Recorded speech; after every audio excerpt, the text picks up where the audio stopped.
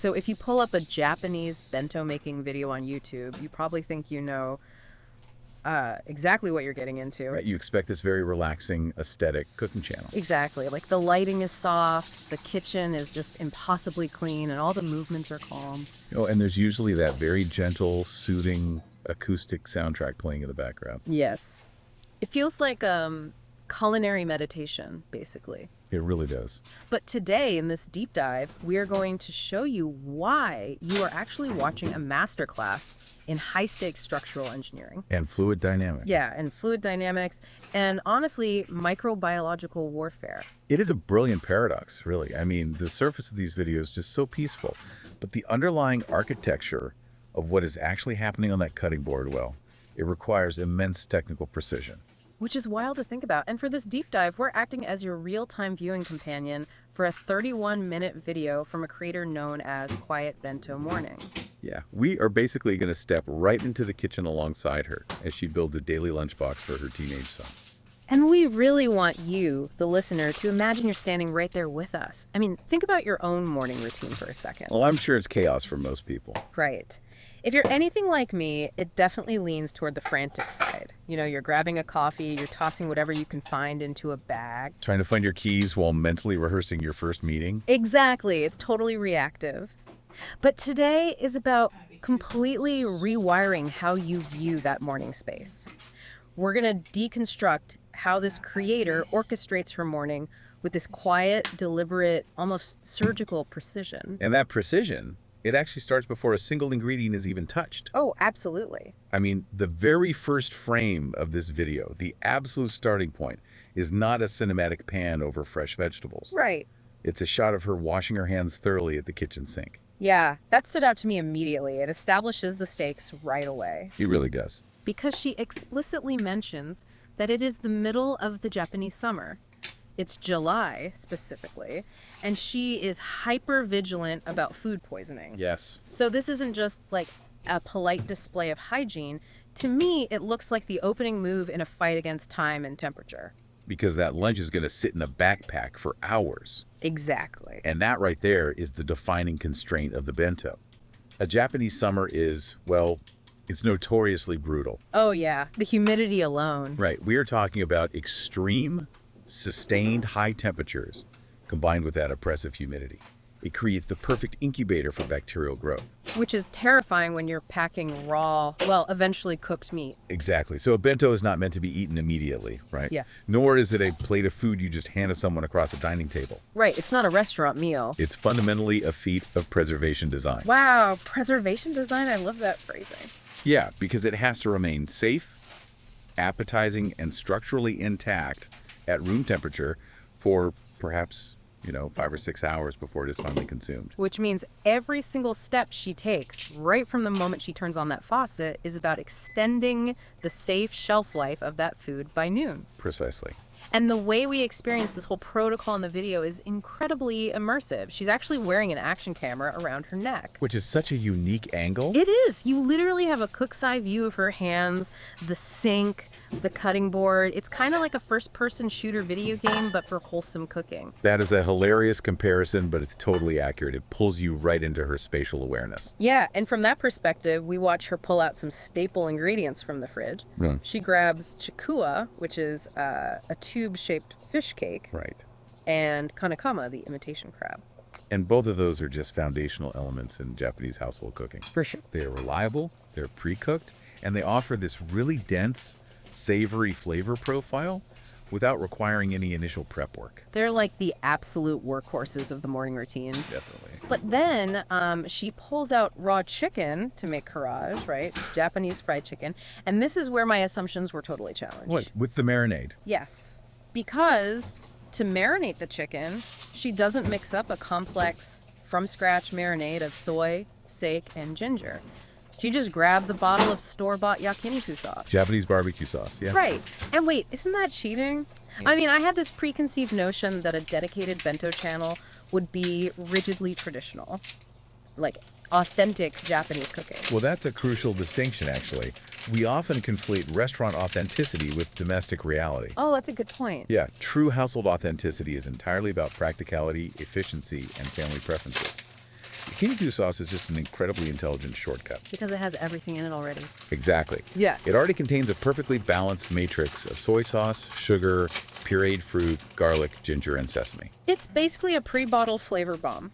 It really is. You get all that complexity without dirtying like 4 different measuring spoons and a grater. And she notes that she uses specifically because her teenage son loves the taste. I think anyone who has ever cooked for a teenager understands that psychology. Oh, absolutely. Once they lock onto a flavor profile they actually enjoy, you do not mess with it. You lean into it. You leverage it. It is a mother knowing her specific audience. The sweet and savory notes of that sauce are a guaranteed win, and it removes one more layer of decision fatigue from her morning. So true. So the chicken is marinating in its highly efficient shortcut sauce. Her hands are meticulously clean, and she transitions into the active cooking phase. And the physical choreography here is just mesmerizing. It is wild to watch. She has salad oil heating up in one pan. She has a pot of water coming to a boil on another burner. But there was this one tiny environmental detail that just completely charmed me. Opening the door. Yes. Instead of turning on the exhaust fan above the stove, which, you would universally do when you are about to fry chicken. Right, to clear the smoke. Exactly. But she walks over and opens the back kitchen door to the outside. She actually compromises her own kitchen ventilation system just to give us, the viewers, a better audio experience. It's so considerate. It really is. She explicitly says she doesn't want the harsh mechanical drone of the fan ruining the quiet ASMR vibe of the video. It speaks volumes about the sheer mental bandwidth she possesses, honestly. Seriously. I mean, she is simultaneously managing the physical environment for the cooking process, the microbiological environment for the food safety, and the auditory environment for her digital audience. Just juggling all of that without breaking a sweat. Yeah. And while she's managing all of that, she reaches for a tiny amount of quick boiling pasta, maybe 20 or 30 grams at most. Right. But before she drops it into the boiling water, she snaps the dry bundle cleanly in half. Which is a bold move. My initial reaction was a bit of culinary shock. I mean, if you do that in Italy, it is considered a cardinal sin. Oh, for sure. Yeah. But observing the spatial constraints she is working with, the logic becomes undeniable. A bento is all about miniaturization. Yeah, that makes sense. Form absolutely follows function in this space. The pasta is not the main course. Right. It's destined to become a very small side dish that must fit perfectly into a tiny 2-inch silicone cup within the larger bento box. Oh, I see. If she were to leave the spaghetti strands long, it would be impossible to pack them neatly.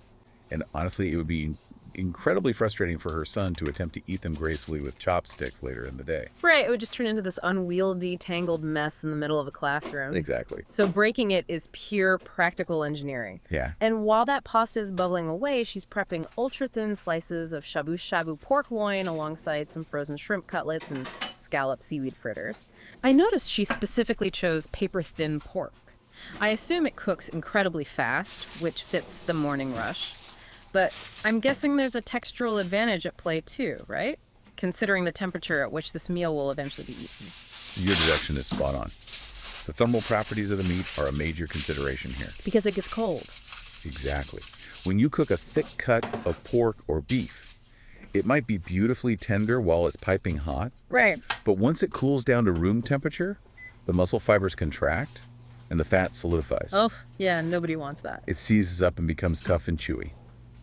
By utilizing meat that is shaved paper thin for shabu-shabu, she ensures that even when the bento drops to room temperature in an air-conditioned classroom, the pork will still yield easily to the bite. So every single ingredient choice is a calculation about time. Precisely. The time it takes to prepare it and the time that will elapse before it is consumed.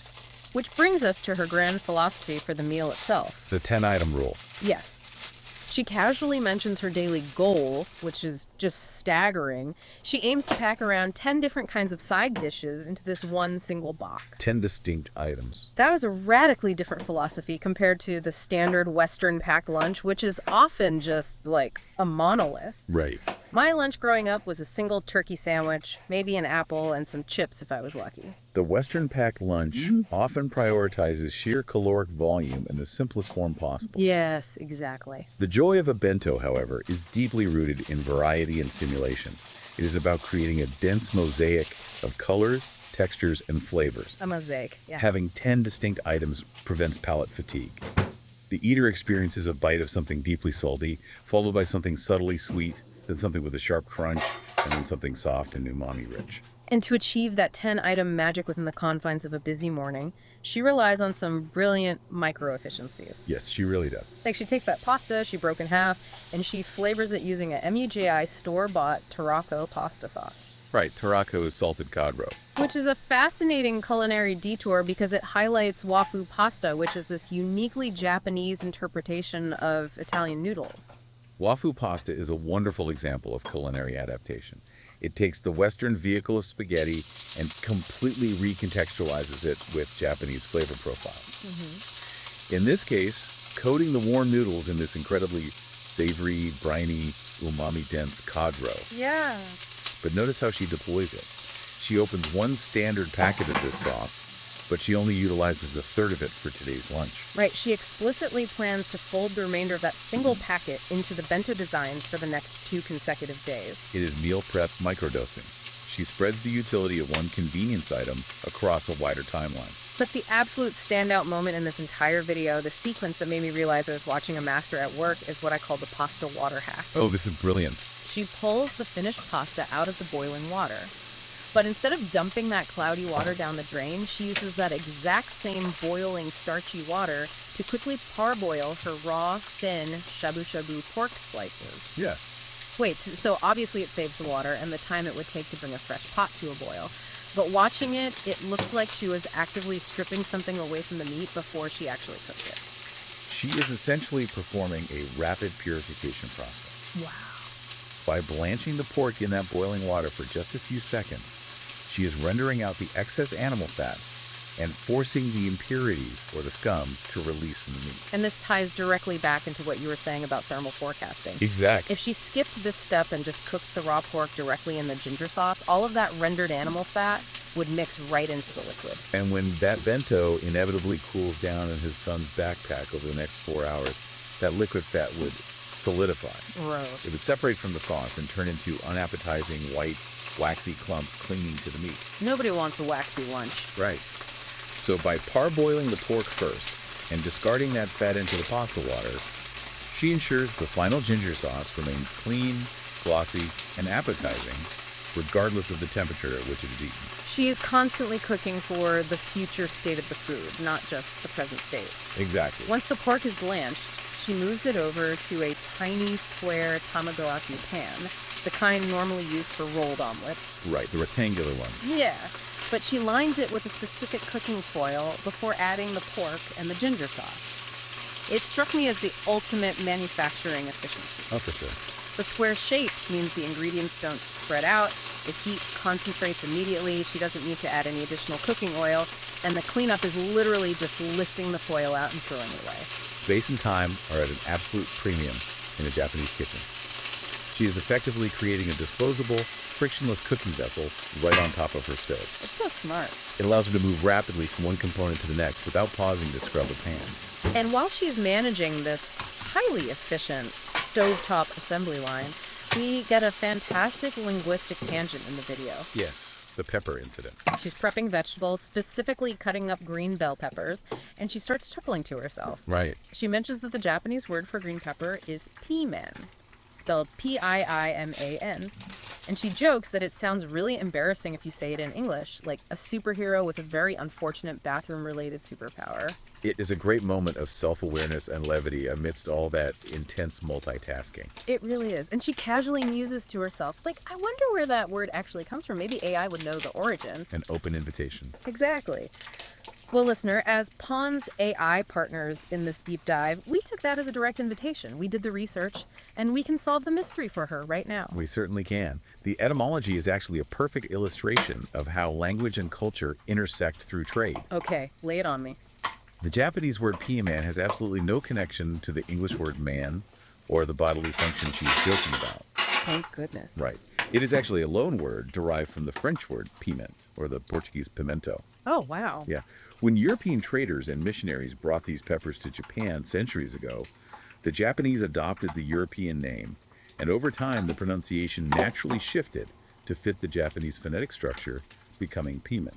That is so cool. So it is a sophisticated European loanword, not an unfortunate joke at all. Exactly. And it is worth noting that the piment she's chopping are physically different from the massive, thick-walled Western bell peppers we usually see in American grocery stores. Very much so. Japanese bell peppers are significantly smaller. The cellular walls of the pepper are much thinner, and their flavor profile leans heavily toward a bitter, grassy note rather than the sweetness we associate with Western bell peppers. Which makes sense for how she's cooking them. Right. Because they are so thin-walled, they soften incredibly fast when introduced to heat, making them ideal for these rapid morning stir-fries. Which is exactly how she uses them. She tosses the chopped piment into the square pan with the parboiled pork, but then she does something highly deliberate with the ginger sauce. She doesn't just coat the meat, she aggressively boils the sauce down until the pan is basically completely dry. It looks like she is intentionally eliminating every single drop of free moisture from the dish. This is a critical return to the microbiology of the bento. Really? Yes. Boiling off the sauce certainly intensifies the flavor, driving those savory notes deep into the meat, but its primary function is actually defensive. Defensive. In a summer bento, free moisture is the absolute enemy. So it's basically like waterproofing the lunch. That analogy perfectly captures the mechanics of it. Wow. Water activity is one of the primary drivers of bacterial proliferation. Oh, right. Free liquid creates a hospitable environment for microbes to multiply exponentially in that July heat. Which we do not want. No. And furthermore, from a purely structural standpoint, if there is liquid pooling at the bottom of a compartment, it will inevitably migrate as the box is carried. It's going to slosh around in the backpack. Exactly. It will seep into adjacent foods, turning crispy textures soggy and making the rice unpleasantly mushy. By reducing the sauce until it clings tightly and solely to the meat, she neutralizes both the biological threat and the structural threat. The attention to detail is just staggering. It really is. And speaking of the meat, she drops a very relatable detail here. She mentions that she's incorporating bacon into today's bento simply because her son prefers it over the traditional bento wieners, those iconic little sausages that are carefully cut to look like octopuses. Right, the octopus wieners are a classic. Yeah, but she also points out that she's utilizing ingredients that have discount stickers on them to manage her household budget and avoid food waste. And I think these details really ground the video in reality. For sure. She is not curating an impossibly expensive artisanal pantry purely for the camera's benefit. She is a real mother managing a real household budget. Which is so refreshing to see. Yeah. Purchasing discount sticker items, which is a very common practice in Japanese supermarkets for items nearing their sell-by date, it demonstrates sharp home economics. Right.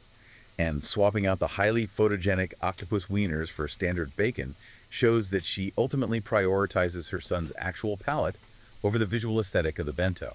But temperature control still trumps everything. Oh, always. Because as she finishes these hot components, she initiates a rapid cooling protocol. Yes, the cooling trays. She sets up flat metal trays on her counter, places ice packs underneath them, and spreads the freshly cooked hot food out in a single layer on top. This is an elegant application of thermodynamics. I love how scientific this gets. It's true. Yeah. Metal possesses a high specific heat capacity.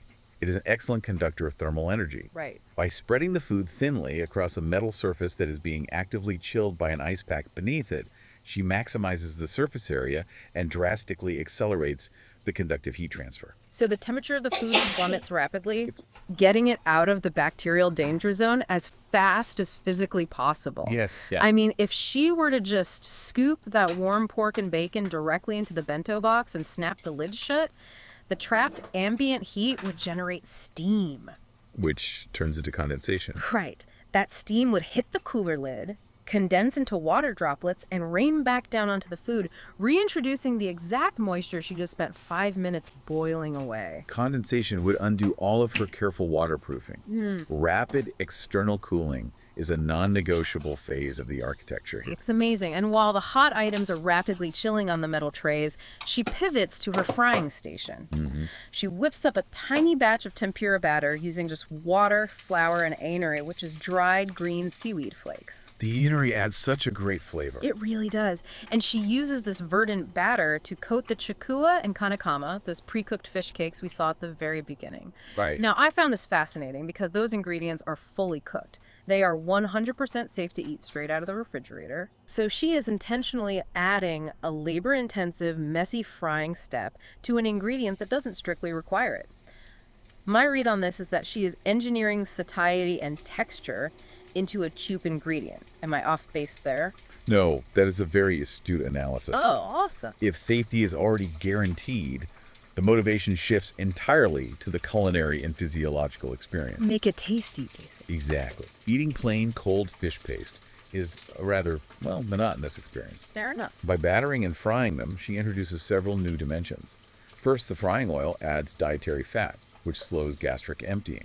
So it keeps them full. Right. It ensures a growing teenager actually feels full and satiated throughout the afternoon. Makes sense. Second, the Ananori seaweed introduces a rich, complex oceanic aroma that elevates a basic staple into a highly anticipated side dish. But here is the catch. Oh. She admits, quite frankly to the camera, that by the time lunchtime rolls around, the tempura batter will have completely lost its crispness. It is going to be soft. Now, in a Western culinary context, if a fried food item is soggy, it is considered a technical failure. You would send it back to the kitchen. Right. Why intentionally design a component that you know is going to structurally fail? Because it requires us to reframe our cultural expectations of what constitutes a failure. Okay, how so? We have to understand the philosophy of delicious even when cold. Delicious even when cold. Yes. In Bento culture, the softening of the batter is not a defect. It is an anticipated and embraced transformation. Oh, interesting. The batter effectively acts as a sponge. As it sits in the box, it absorbs the savory oils, the aromatic compounds of the seaweed, and the latent umami of the fish cake itself. So it's soaking up all that good stuff. Exactly, yeah. Through the process of starch retrogradation and moisture redistribution, it morphs into a different but equally beloved culinary experience. It is soft, yes, but it is densely, intensely flavorful. Wow. So it's a feature, not a bug. Exactly. Well, transformation is the point. Yes. And that brings us to her other frying endeavor, the courage, the chicken that has been marinating in the yakiniku sauce. Right. She pulls it out, but she doesn't dredge it in standard wheat flour. She coats it in katakuriko, which is potato starch. A classic technique. Now, I know potato starch yields a lighter crust, but what really caught my attention was the execution of the frying itself. She uses an impossibly tiny pot. I mean, it literally only holds 4 small pieces of chicken. Yeah, it's very small. And she starts the frying process from a relatively low heat. Well, the low heat is a calculated necessity here. Because of the sauce. Exactly. Yeah. Because the yakiniku marinade contains a high sugar content from the fruit and added sugars, high heat would instantly scorch the exterior of the chicken, turning it bitter and black before the interior had a chance to cook through. Right. Nobody wants burnt raw chicken. Definitely not. Starting low allows the thermal energy to penetrate the thick pieces of meat gently. That makes total sense. And the pot size. The tiny pot is a master class in resource management. It requires drastically less oil to achieve a deep fry, which is economically efficient and makes disposal much easier. Speaking of disposal, this leads to what I consider the most relatable grounding moment in the entire 31 minutes. The sink trick. Yes. She finishes dredging the chicken in the potato starch. There's a little bit of the white powder left in the bottom of her prep bowl. Now, instead of taking the easy route and just rinsing the bowl under the tap, she takes a piece of tissue paper, meticulously wipes out the remaining dry starch, and throws the tissue in the trash can. Which is so important. She explicitly warns the viewer, if you wash this powder down your sink, it will clog your plumbing. It is a brilliant, jarring inclusion because it violently yanks the viewer out of the romanticized, soft focus aesthetic of a YouTube cooking video and drops them squarely into the gritty, unforgiving reality of domestic infrastructure management. It turns out potato starch is a non-Newtonian fluid. Precisely.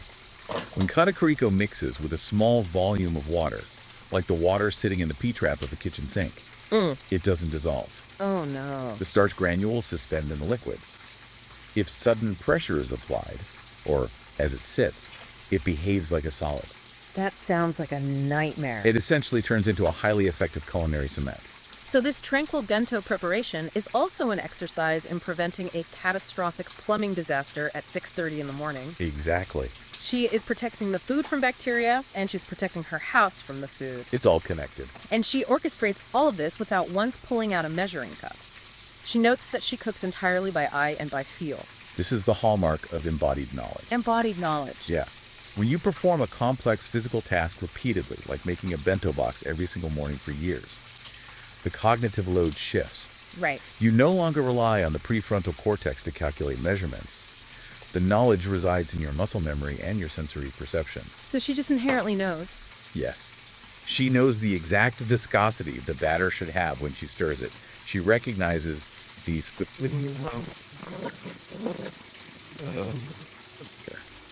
She knows the exact hue of golden brown the chicken needs to reach. It is intuition forged through relentless repetition. Absolutely. And all of that embodied knowledge, all of the frying, cooling, and moisture elimination, it all culminates in the final, most crucial act of the morning. The build. Yes. We enter the architecture phase, the bento box is laid out, and she begins to pack it. And this isn't just placing food in a container, it is high-stakes structural engineering. It is a game of culinary Tetris, played with organic material. Culinary Tetris, I love that. The structural integrity of the final product depends entirely on how the components are layered and locked together. She begins with the pasta, but she doesn't just scoop it in. She takes a fork and twirls the spaghetti into a tight, compact nest while it is still slightly warm, places it in the corner of the box, and sprinkles shredded nori on top. Shaping the pasta while it retains some latent heat is vital. Oh, why is that? As the starches cool and set, the nest locks into that specific shape. It becomes a dense, stable foundation block upon which other, more delicate items can lean. Oh, wow. Next, she deploys these special absorbent aluminum cups for the meat dishes. These act as localized defensive perimeters. That perfectly describes them. Because even with her aggressive moisture reduction, there is always a risk that the pork or the chicken might release a tiny bit of juice during transit. Right, from condensation or just resting. Yeah. These cups are designed to actively soak up and trap those rogue fluids, ensuring they cannot breach the perimeter and compromise the structural integrity of the rice or the delicate crunch of the adjacent items. It is compartmentalization at its most advanced. For sure. And as she builds the larger items, the chicken, the pork, the fish cakes, she's constantly surveying the landscape for negative space. Looking for gaps. Exactly. Whenever a small gap appears between two components, she plugs it with a cherry tomato or a single edamame bean or a small piece of broccoli. She's literally installing structural reinforcement. She explains to the audience that if you leave any empty space in the box, the food will shift. The bento is about to enter a highly hostile environment, a teenager's backpack. Oh, the most hostile environment. Right. It will be swung around, dropped on the floor, kicked under a desk. The contents must be packed so densely, with every gap filled, that kinetic force cannot cause the architecture to collapse. But right in the middle of this breathtaking display of technical perfection, the rapid cooling, the fluid dynamics, the structural reinforcement, she drops a confession that serves as the profound emotional climax of the video. Yeah, this moment caught me completely off guard.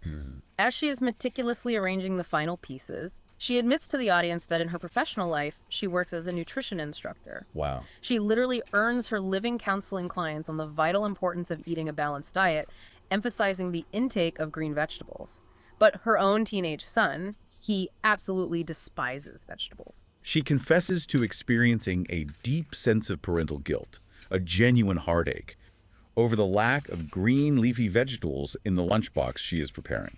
It is the ultimate collision between the theoretical ideal of parenting and the practical reality of nourishment. It really is. She holds all the expert nutritional knowledge in the world, yet she makes the conscious choice to fill the box with bacon, fried chicken, and sweet pork.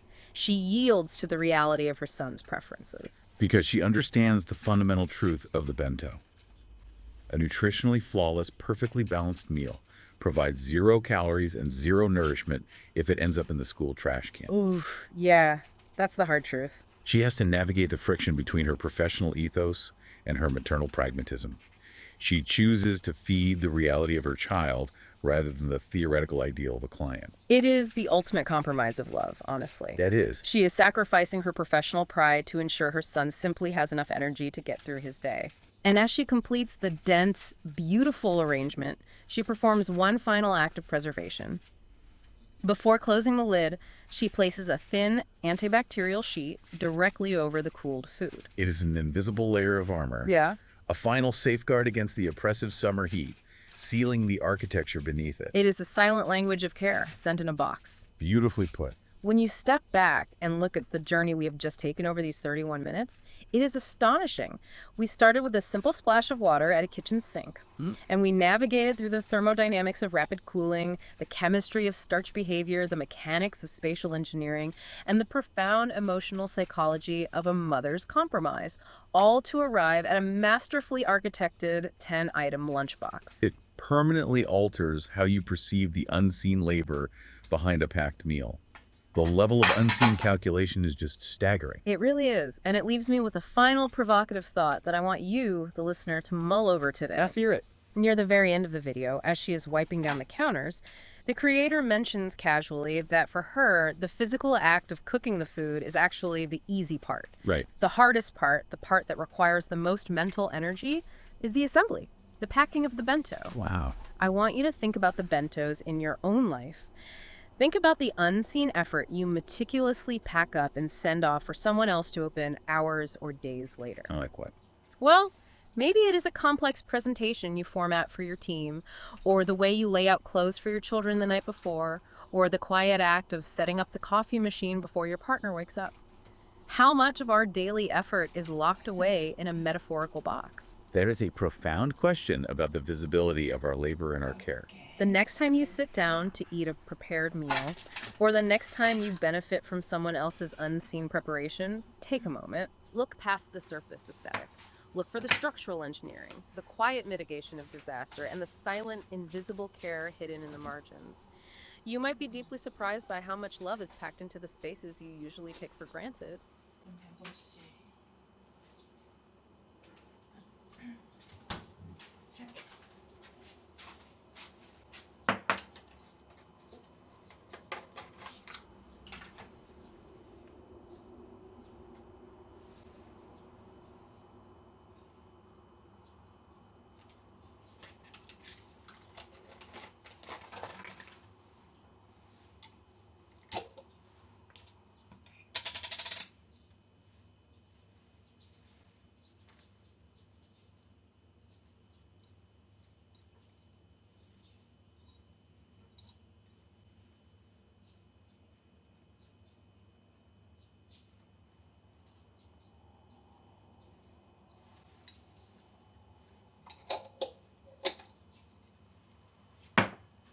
じゃあ完成。